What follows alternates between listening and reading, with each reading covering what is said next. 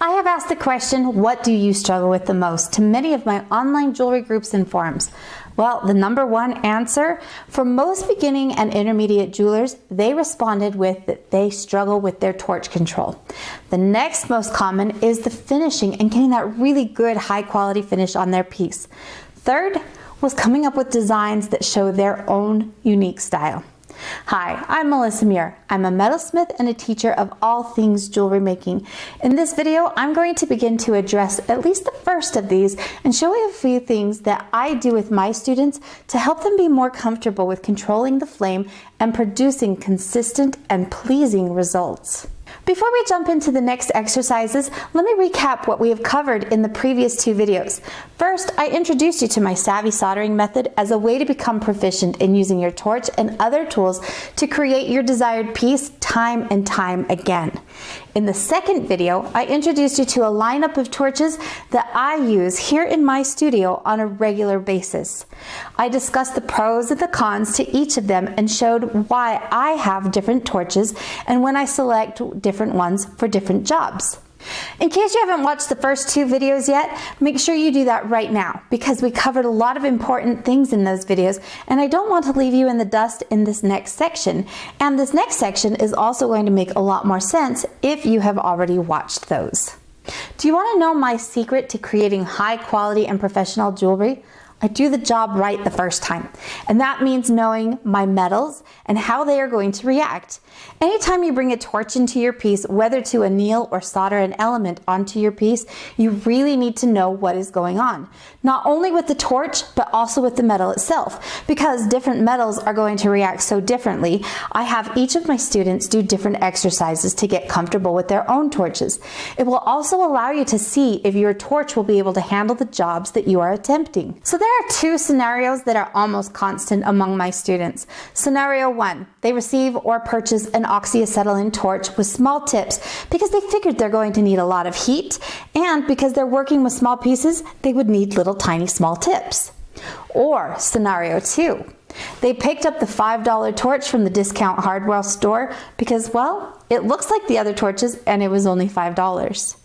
In both of these scenarios, neither student knew much about the torch or how the heat works in relation to the pieces they were wanting to create. The torch is either too hot and continues to melt through almost everything they touch regardless of what they try, or they just cannot get the solder to flow no matter how much flux they have used or how clean the piece is. And in both cases, they have heat control issues. Let's try a few simple exercises to see what our torches are really capable of. In this exercise, we are going to use both copper and sterling silver. Both of these metals are heat conductive, meaning that the heat will spread through the entire piece. That also means I need to bring the entire piece up to temperature in order for my solder to flow.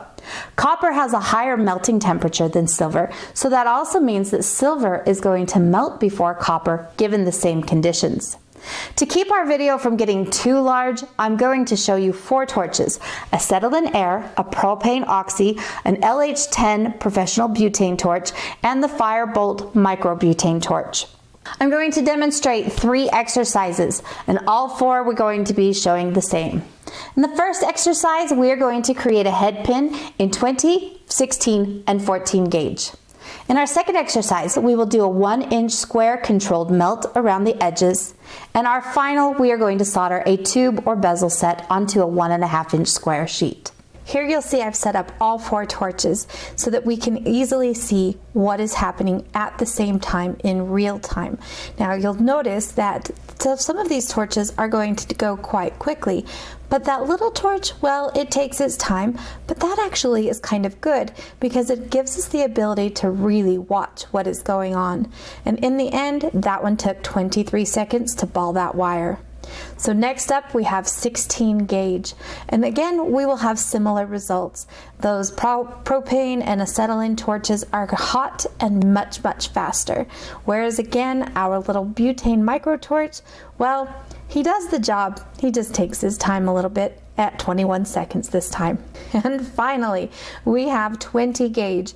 I'm sure you can understand this is going to go fast regardless of the torch, but still 11 seconds for that micro torch.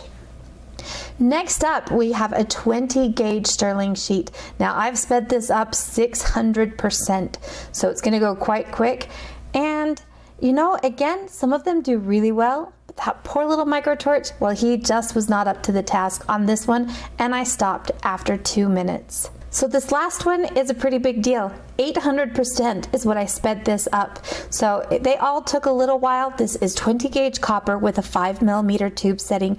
Our two smaller torches kind of struggle, but they do both eventually make it. 1.5 minutes for our micro torch and 2 minutes 47 seconds for that propane oxygen torch. You can see that each of these torches had different strengths, and some weren't quite up to the job at hand. Now for a little bit of homework for you. Pull out your torch and try a few of these exercises. It is important for you to know what your current torch can handle. How big of a piece can you alter? Can you ball up the end of a 20 gauge, 18 or 14 gauge wire? Are you able to do a controlled melt of a 1-inch square of 20 gauge sheet? Now these are just a few simple exercises to help you master your torch control and see how the metal, silver in this case, reacts to various torches and flames. In my upcoming freeform cuff workshop, we will go through multiple projects together to ensure you are comfortable with the techniques and to stretch your wings and find your own unique style and voice and create the pieces you really want. Now, if that's something that you're interested in, make sure you click the link under this video and put your name on my early bird waitlist. Everyone on that early bird waitlist will get access to the registration link for my course the night before the program opens up to the public. In my next video, I'm going to show you my complete plan from beginning to end that you need to follow to create beautiful jewelry that is well made and recognizable as your own, and to gain the confidence in your skills to make it happen. I'm literally drawing the curtains and showing you every single step you have to take with the Savvy Artisan approach. You don't want to miss this video because I literally share with you the complete game plan. Thank you so much for watching this video, and I hope you'll stay tuned for the next video. I will see you there.